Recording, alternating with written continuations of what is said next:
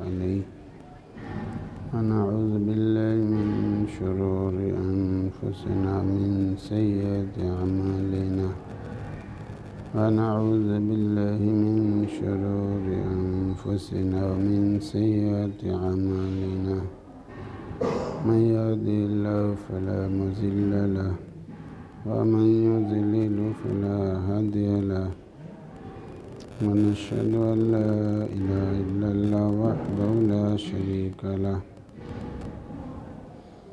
ونشهد أن سيدنا وحبيبنا وشفينا ونبينا محمدا عبده ورسوله صلى الله عليه وعلى آله وأصحابه وأزواجه وذرياته وأهل بيته وسلم تسليما كثيرا كثيرا أما بعد فأعوذ بالله من الشيطان الرجيم بسم الله الرحمن الرحيم ألف لام ميم ذلك الكتاب لا ريب فيه هدى للمتقين صدق الله العظيم. وقال النبي صلى الله عليه وسلم خيركم من تعلم القرآن وعلمه أو كما قال رسول الله صلى الله عليه وسلم.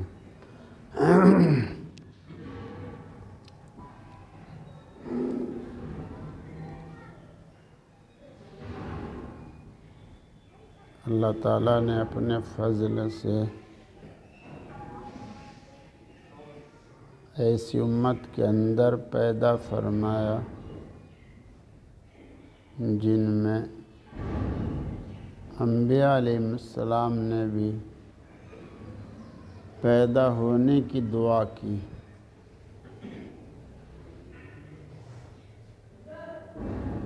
कि नबी अलैहिस्सलाम न बनाया जाए बल्कि सैयदुल अंबिया सल्लल्लाहु अलैहि वसल्लम का उम्मती बना दिया जाए।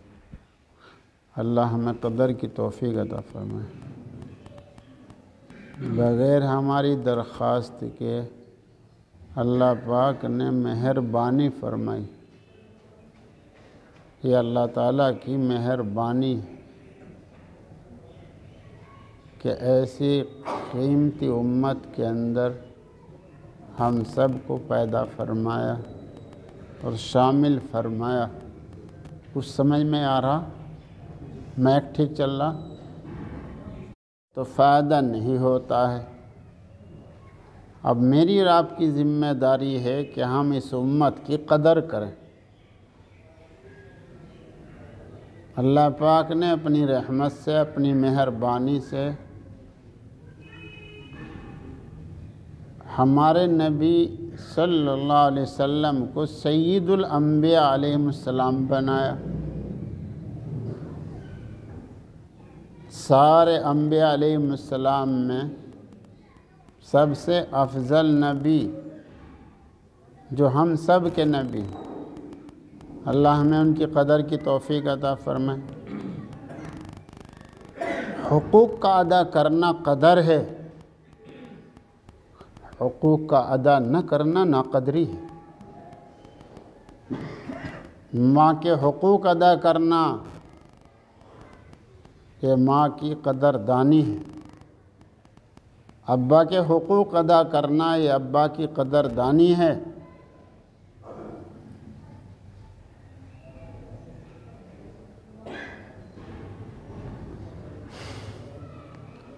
जिस घर में बूढ़ा है, कमज़ोर है, उसके ताकतवरों को उन बूढ़ों की बरकत से रोज़ी दी जाती है।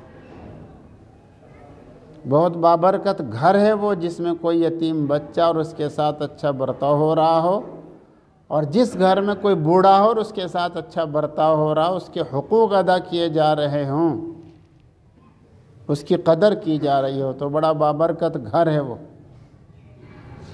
बहुत ही बेबरकत घर है वो जिसमें कोई यतीम बच्चा और उसकी नाकदरी हो रही हो, हक तलफी हो रही हो। और ऐसा घर बहुत ही बेबरकत है कि जिसमें कोई बूढ़ा और उसकी नाकदरी हो रही। हुकूक का अदा करना ये कदरदानी है और हक़ तलफ़ी करना ये नाक़दरी है। खैरुल उम्मम जब बनेगा जब इस उम्मत में होने की कदर करेगा।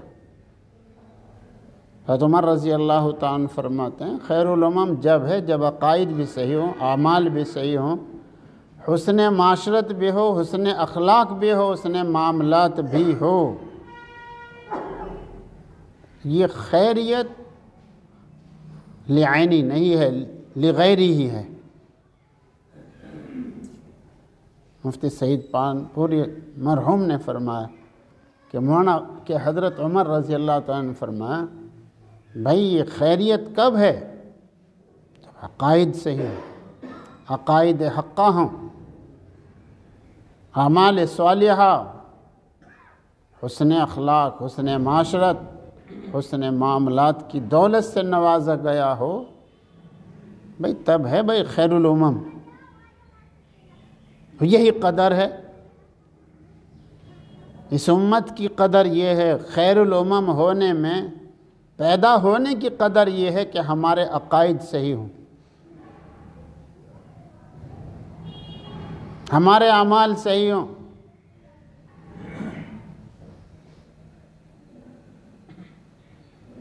बहुत सारे मुसलमान अपने आप को मुसलमान कहलाते हैं मगर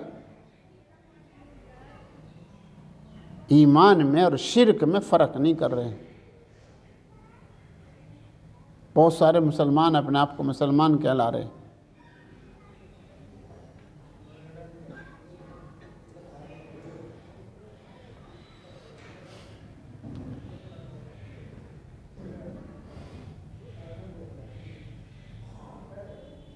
कितने मुसलमान हैं कि उनके अमाल गड़बड़ हो गए, अमाल सालिहा पे नहीं रहे हैं,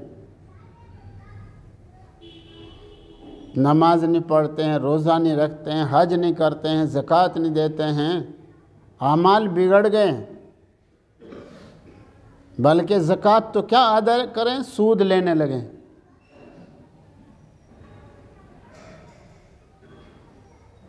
ऐसे लोग रहम खाएं, वो किसी तबलीगी जमात की दावत ना करें, मदरसों में और मस्जिदों में पैसा ना दें जो सूद का काम कर रहे हैं, रहम खाएं उम्मत पर। हमें तो हुक्म ये दिया गया ज़कात अदा करो, अकीमुस्सलाह वातुज़्ज़का, ये गरीबों का हक़ है, ये गरीबों का हक़ है। और ज़कात तो क्या अदा करे, गरीबों का खून चूसने लगा है। किसी गरीब को ज़रूरत पड़ गई 100 रुपए की, 110 वापस करने पड़ेंगे। जो तेरे पैसे से किसी ने फ़ायदा उठा लिया, उस फ़ायदे के बदले भी पैसे देने हैं।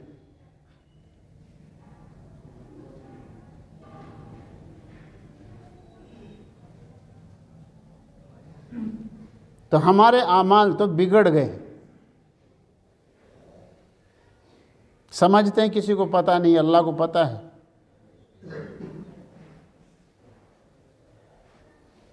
हल्लल्लाहुल बैअ व हर्रमर रिबा, जिसको सराहतन अल्लाह पाक ने हराम करार दिया है, मुसलमान उसमें लगता जा रहा है। इन दीनी दरसगाहों के बंद होने के जहाँ और असबाब हैं, एक सबब ये भी है। एक आदमी कह रहा था मुश्किल से 5% बच रहे होंगे जो सूद से बचे हुए, मुश्किल से 5%। अब वही पैसा सब कहीं जा रहा है।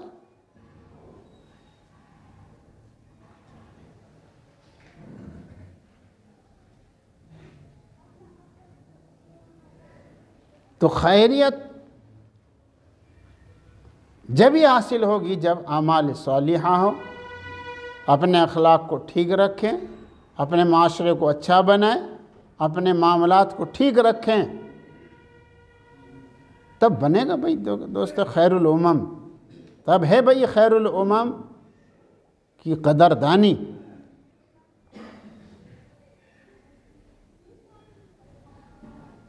सईदुल अंबिया सल्लल्लाहु अलैहि वसल्लम की कदर ये है कि उनकी इत्तिबा करें।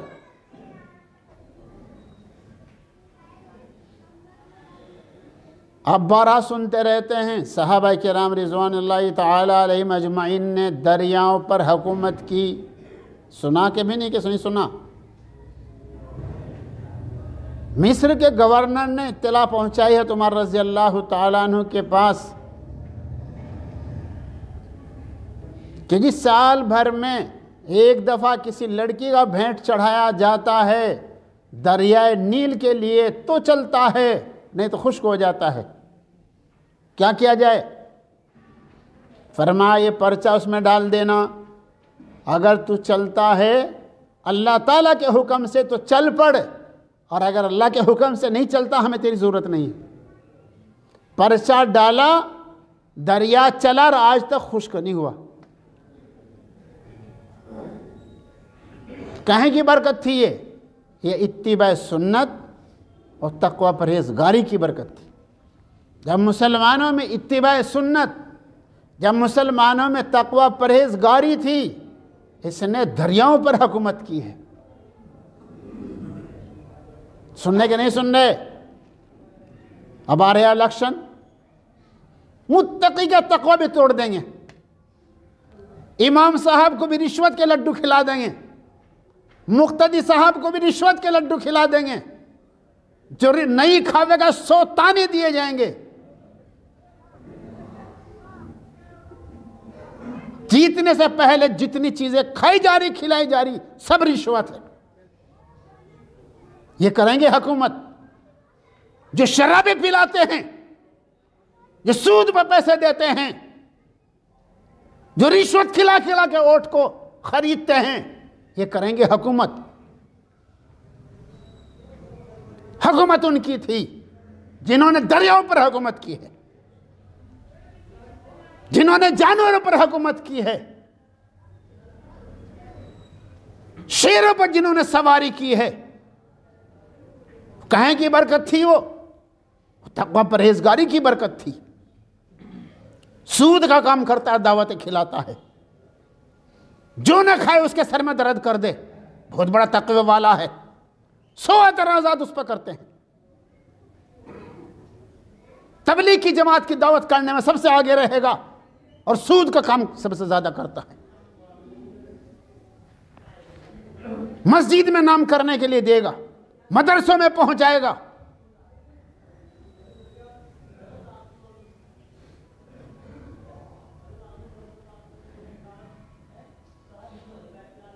दावत करना जरूरी नहीं, ये मदरसों में देना जरूरी नहीं, ये मसाजिद में देना जरूरी नहीं। छप्पर की मस्जिद में नमाज हो जावे, बगैर इमारत के नमाज हो जाती है। मस्जिद तो जमीन का नाम है। मस्जिद कहते हैं सजदा करने की जगह को। क्या जरूरत पड़ रही है सूद के पैसे को पहुंचाने की किसी के पेट में या किसी दरसगाह में? ये हालात ऐसे नहीं है।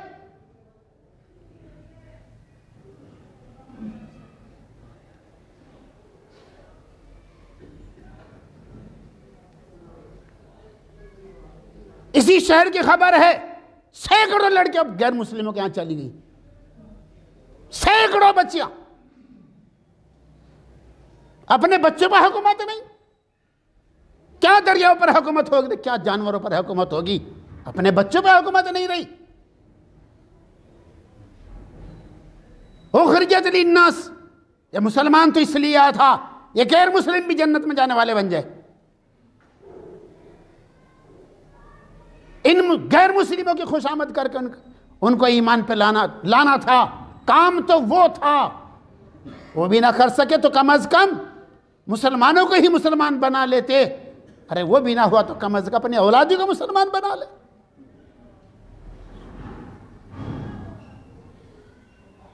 यहां आज अपनी औलादों पर हुकूमत नहीं है। ये इसी सऊद की नहुसत है, इसी लोन की नहुसत है ये कि हमारी बच्चा गैर मुस्लिमों के यहां जा रही है।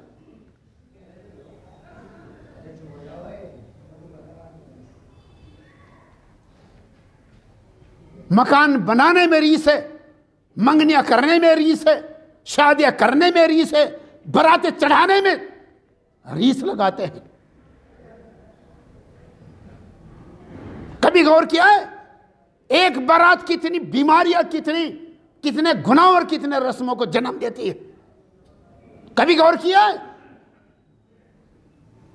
कितने आवारों की हवा खराब की जाती है और मजीद कार्ड तेरा जा रहा है, चढ़ाई दूसरे के ऊपर कर रहा है, अगले को खड़े खड़े खाने पर मजबूर कर रहा है। तुमने मजबूर किया है उसको खड़े खड़े खाना खिलावे। सब तुम्हारे नाम में लिखा जाएगा। क्यों खाने के लिए गए जहां खड़े खड़े खाना हो रहा था? जब तुम्हें पता था, तुमने देख लिया अपनी आंख से, खड़े होके खाना खाया जा रहा है, वापस हो जाओ। चोर पे चोरी खरीदने वाला कराता है, क्यों खरीदते हो चोर से? कहां ले जाएगा चोर? तुम मदद करते हो चोर की। वला ताअवनु अल इस्मि वल उद्वान।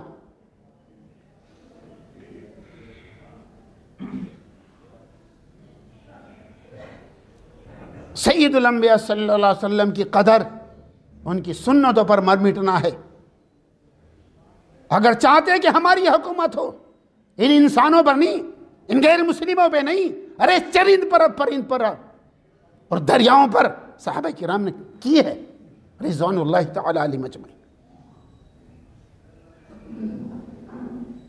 तन्हाई में बैठकर सोचो, हमारी बच्ची पर हमारी हुकूमत नहीं, हमारे बच्चों पर हमारी हुकूमत नहीं।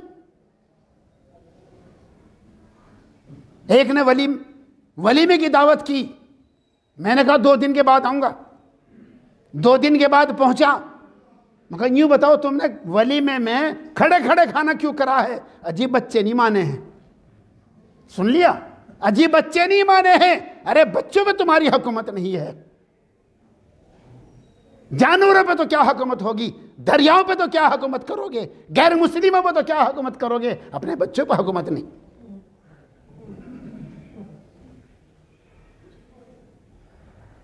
ना बच्चों पर हुकूमत, ना बच्चियों पर हुकूमत।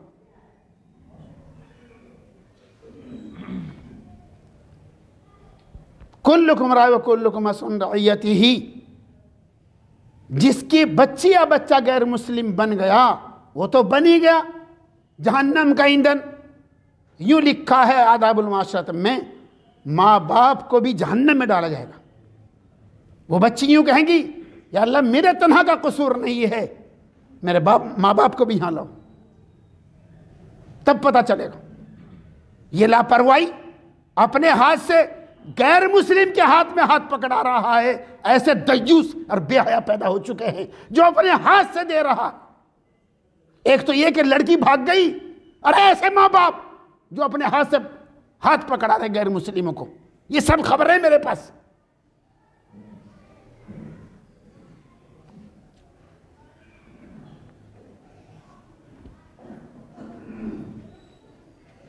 अभी परसों देवबंद से एक प्रिंसिपल आए, उन्होंने खुद बतलाया एक लड़की जज बन गई और एक चमार से शादी कर ली। जज बनने के बाद उसने एक हरिजन से अपना कोर्ट मैरिज कर लिया है, शादी कर ली। मुसलमानों बेदार हो जाओ।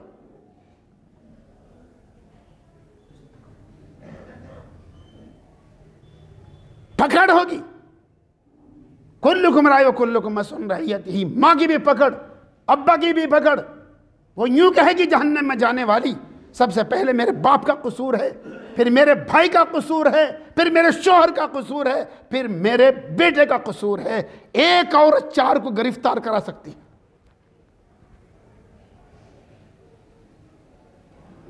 भाई की भी जिम्मेदारी है, अब्बा की भी जिम्मेदारी है, मां की भी जिम्मेदारी है।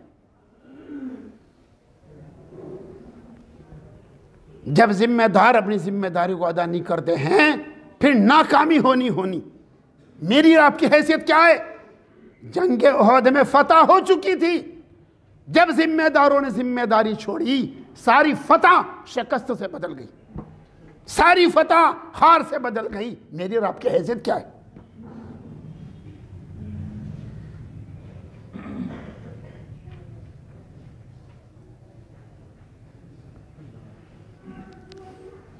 अगर सय्यदुल अंबिया सल्लल्लाहु अलैहि वसल्लम की कदर होती, इत्तिबा सुन्नत होता, तकवा परहेजगारी होती, बच्ची पर भी हुकूमत होती, बच्चे पर भी हुकूमत होती, अरे यही नहीं बल्कि चरिंद और परिंद पर भी हुकूमत होती, इन दरियाओं पर भी हुकूमत होती। जैसे पहले लोगों ने जिन्होंने इत्तिबा सुन्नत किया है उनकी हुकूमत हुई है।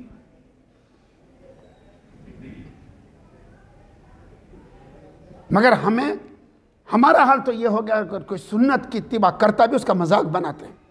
ये मुसलमान का हाल। कोई पाजामा ऊपर कर ले उसका मजाक बनाएंगे, कोई दाढ़ी बढ़ा ले उसका मजाक बनाएंगे, उसका हौसला नहीं बढ़ाएंगे, उसका हौसला नहीं बढ़ाएंगे, उसका हौसला पस्त करेंगे।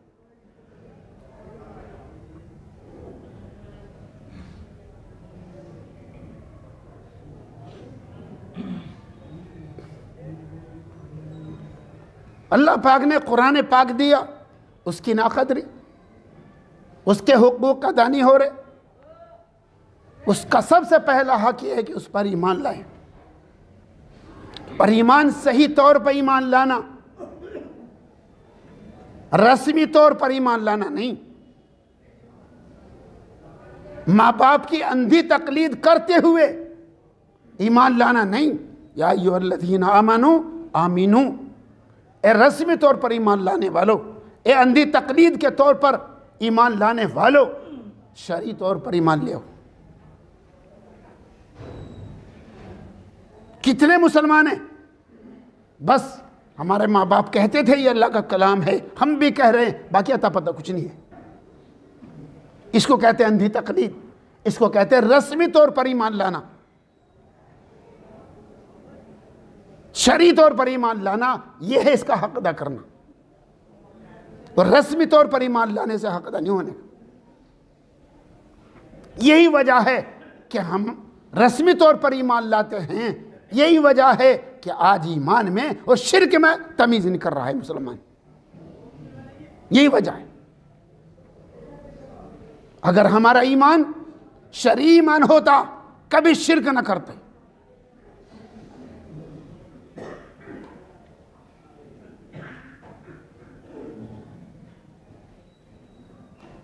इसका दूसरा हक यह है, इस कुरान पाक को पढ़ा जाए, सही अंदाज में पढ़ा जाए, ये उसका मुस्तकिल एक हक है।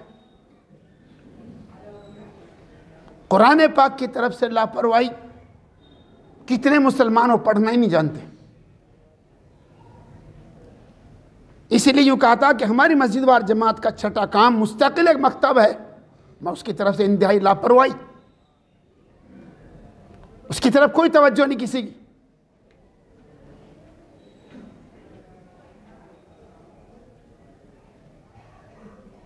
अगर बच्चे ज्यादा हो तो इमाम के साथ एक मुदर्रिस जोड़ दो, दिन में बच्चे पढ़ें, इशा के बाद बड़े जवान और बूढ़े पढ़ें। ये जितने चौक पे खड़े होते हैं नौजवान नेट चलाते रहते हैं, ये सारे आहिस्ता आहिस्ता उसके साथ जुड़ जाएं रात के दर्स में।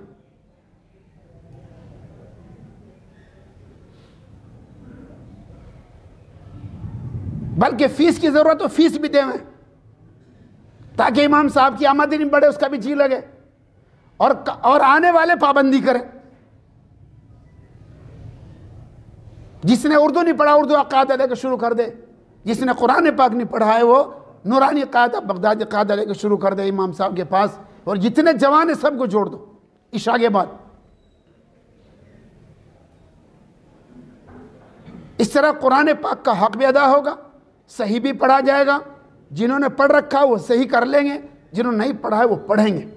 कुरान पाक का हक अदा होगा, इसकी कदरदानी होगी तो इससे नफ़ा होगा, फिर यह हिदायत का जरिया बनेगा। इसका तीसरा हक यह है कि इसको समझे। पूरी दुनिया में बगैर समझे पढ़े जाने वाली किताब कुरान पाक से ज़्यादा कोई नहीं है। सबसे ज़्यादा पढ़ी भी यही जाती है किताब, और सबसे ज़्यादा बगैर समझे भी यही पढ़ी जाती है किताब। ये तो अल्लाह का फजल है, ये तो कुरान पाक का मोजज़ा है। इसका पढ़ना आसान, इसका हिफ्ज़ याद करना आसान, बगैर समझे भी पढ़ना आसान, बगैर समझे भी रटना आसान। और इसका समझना भी आसान। ये तो कुरान पाक का मोजिज़ा है। अरबी हो, अजमी हो, बूढ़ा हो, जवान हो, देहाती हो, शहरी हो, हर एक कुरान पाक को पढ़ सकता है, याद कर सकता है और समझ सकता है, लेकिन समझाना सबके बस की बात नहीं। दीन की खातिर ताइफ जाना, पत्थर खा के खूह में नहाना, फिर भी दुआओं के फूल लुटाना सबके बस की बात नहीं। समझाना सबके बस की बात नहीं। इसलिए हर एक से नहीं पढ़ना चाहिए, हर एक से नहीं समझना चाहिए। तुमने नेटो को मुफ्ती बना लिया है, गलत मसला बता रहा है, कहां से देखा है? अजी नेट में था। अस्तगफिरुल्लाह, अस्तगफिरुल्लाह। फितना है नेट।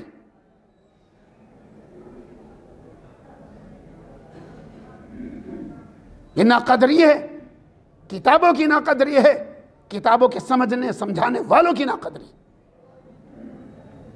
कौन बताएगा तुम्हें सुन्नत क्या है? तुमने सुन लिया कहीं से नाम हदीस? हम अहले हदीस नहीं, हम अहले सुन्नत हैं। सुना के नहीं सुना तुमने? अरे तुमने तो सुना होगा कि हदीस में यह भी है पहले नमाज पढ़ते जवाब देना भी जायज था। अरे था कि नहीं था? नमाज पढ़ी जा रही है, कोई सलाम कर रहा है, नमाज पढ़ने वाला जवाब दे रहा है कि वो हदीस नहीं है, बोलते हैं चुप बैठे। हदीस वो भी है मगर सुन्नत वो नहीं है।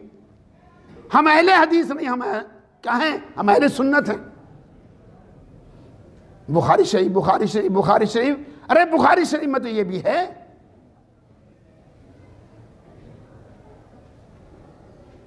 क्या नेट तुम्हें तुम्हारी रहनुमाई करेगा? समझो बात को, गुमराह ना हो जाओ। कुरान पाक का एक हक यह है, इस पर अमल करें, इस पर ईमान भी लाना,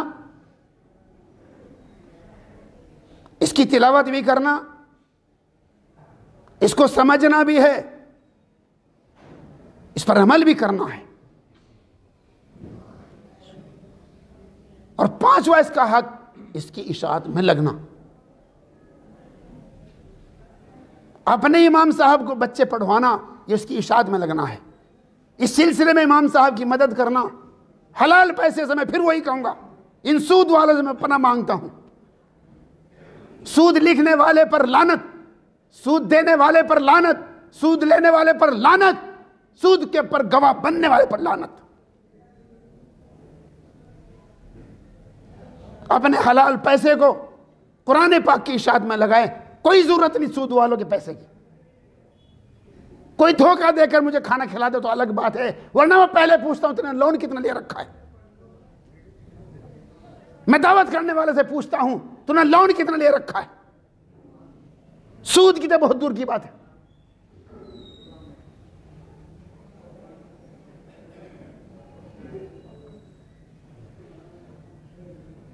इसकी इशाअत में लगना कुरान पाक की, यह कुरान पाक की कदरदानी है। तब यह हिदायत का जरिया बनेगा। युज़िल्लु बिही कसीरन व यहदी बिही कसीरा। इसी कुरान पाक के जरिए हम बहुतों को हिदायत देते हैं, बहुतों को गुमराह करते हैं। जो इसकी कदर करता है, इसके हुकूक अदा करता है, उसको हिदायत मिलती है, हुदल लिन्नास। और जो इसकी नाकदरी करता है, जी जानता है कि सूद हराम है, फिर सूद ले रहा है। और चोरी उसी ना जोरी, यूं कह रहा है लोन के बगैर मुझे कारोबार चला के दिखा दे। चोरी उसी ना जोरी, गलत इसका कहना। ये गाजियाबाद मेरा जाना हुआ, उसने बताया मेरे 6 फैक्ट्री है, 6। मैंने खुद शुरू की है, पहले मैंने मजदूरी की है, फिर मैंने और कारोबार शुरू किया है। और जिसको पास रखता हूं शर्त लगाता हूं नमाज पढ़ने की। पहले एक फैक्ट्री लगी, फिर दूसरी लगी। कोई मेरे यहां बेनमाजी नहीं मिलने का, कोई झूठ बोलने वाला नहीं मिलने का, एक पैसा लोन का नहीं होने का। मैं सरकार का टैक्स रोकता नहीं हूं और सूद लेता नहीं हूं, ना लोन लेता हूं। अल्हम्दुलिल्लाह मेरे यहां बरकत है। गलत कहता है वो, झूठ कहता है वो चोर है, चोर। चोरी सीना जोरी करने वाला जो यूं कहता है कि मुझे लोन के बगैर कारोबार चला के दिखा दे, झूठा, पक्का झूठा, गुमराह कर रहा लोगों को। झूठ की तबलीग करने वाला है ये।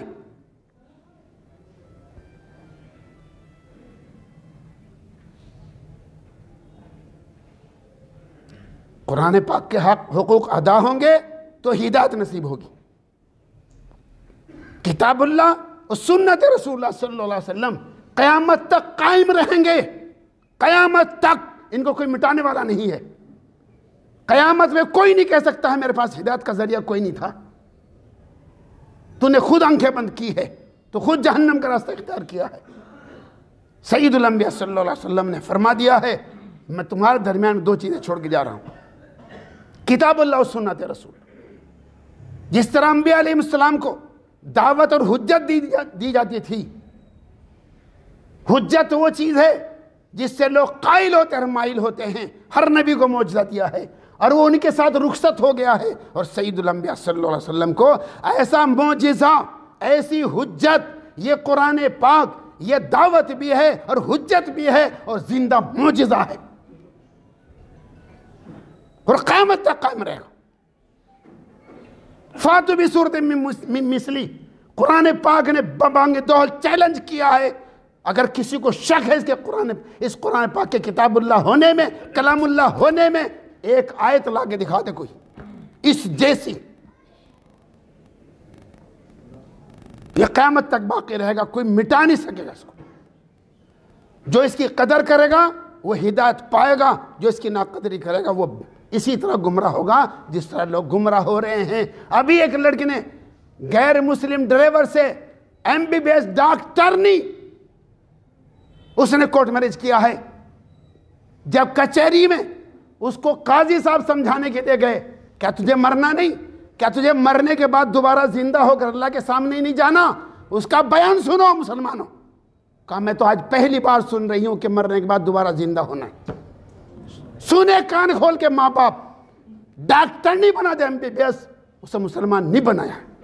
जिसके अकायद खराब है वो मुसलमान नहीं। उसने अपनी बच्ची को MBBS डॉक्टर नहीं तो बनाया है, मगर उसको मुसलमान नहीं बनाया, उसके अकायद ठीक करने के लिए।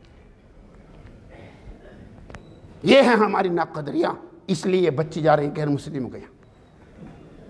होश करें, समझे बात को, अपनी अपनी मसाजिद में जाके मशवरा करें बैठकर।